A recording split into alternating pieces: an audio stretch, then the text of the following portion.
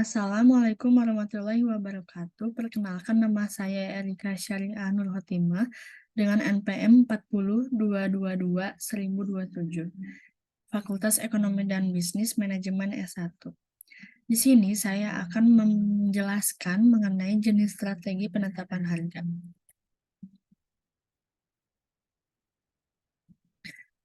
Pendahuluannya yaitu harga bukanlah suatu elemen pelengkap ketika kita memproduksi, namun menetapkan harga adalah suatu strategi. Harga harus mengandung suatu nilai tertentu atau value pricing yang menjadi pertimbangan konsumen saat akan membeli dan sekaligus menjadi alat perang dalam persaingan pasar. Di sini saya akan membahas 3 subbab, yaitu jenis strategi penetapan harga, yang kedua manfaat penetapan harga, dan yang ketiga ada studi kasus. Jenis-jenis penetapan harga ada 2, yaitu harga mengapung atau skimming price. Harga mengapung ialah memberikan harga yang tinggi agar dapat menutupi biaya dan sekaligus menghasilkan laba maksimum.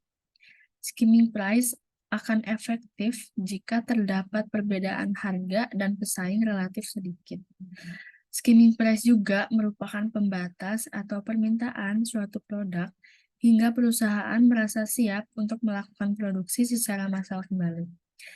Terdapat pro dan kontra dari skimming price ini. Yang pro yaitu dapat meningkatkan penjualan produk dan memulihkan biaya produksi. Karena dia menggunakan harga yang tinggi, pasti bakal meningkatkan penjualan produk dan memulihkan biaya produksi dengan cepat, karena harga-harga pasti lebih tinggi, harga-harga yang dia gunakan tuh pasti lebih tinggi dari yang ada di pasar. Kontranya, pelanggan mungkin marah jika mereka membeli dengan harga yang lebih tinggi dan kemudian melihat harga turun perlahan. Saya juga merasakan kadang saat lagi butuh untuk membeli sesuatu dengan harga tinggi, nggak sadar tuh harga tinggi.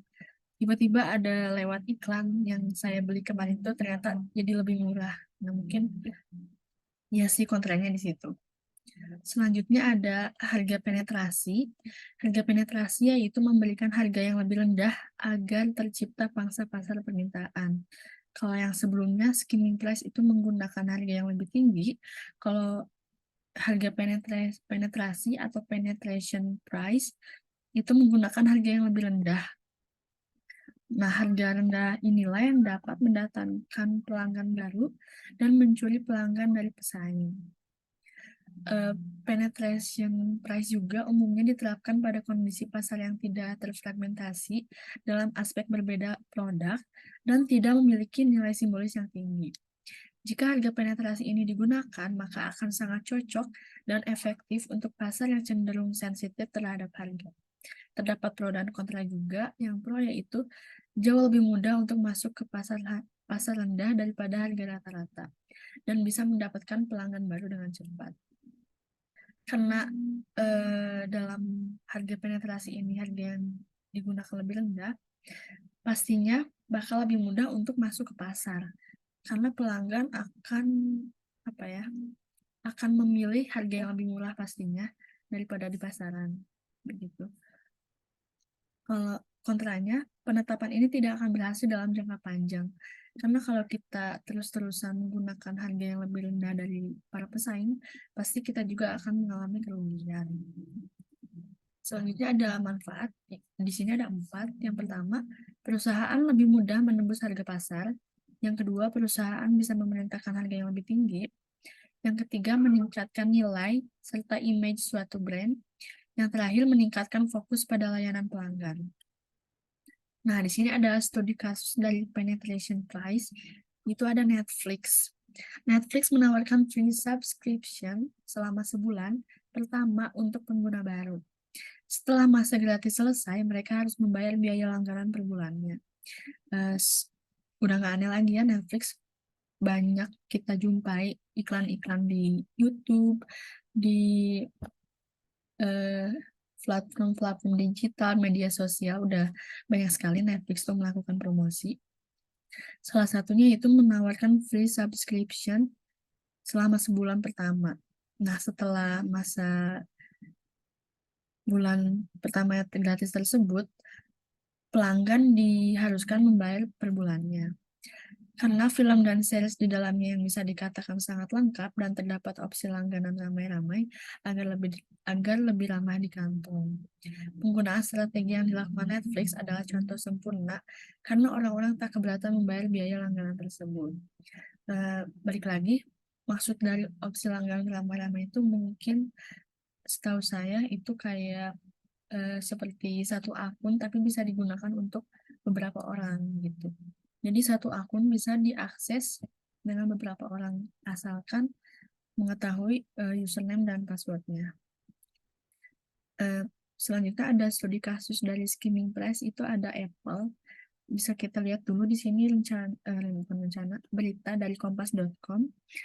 Katanya Apple resmi meluncurkan iPhone 14 series dalam acara Apple Event yang digelar Selasa tanggal 7 bulan 9 waktu Amerika Serikat atau Rabu tanggal 8 bulan 9 dini hari.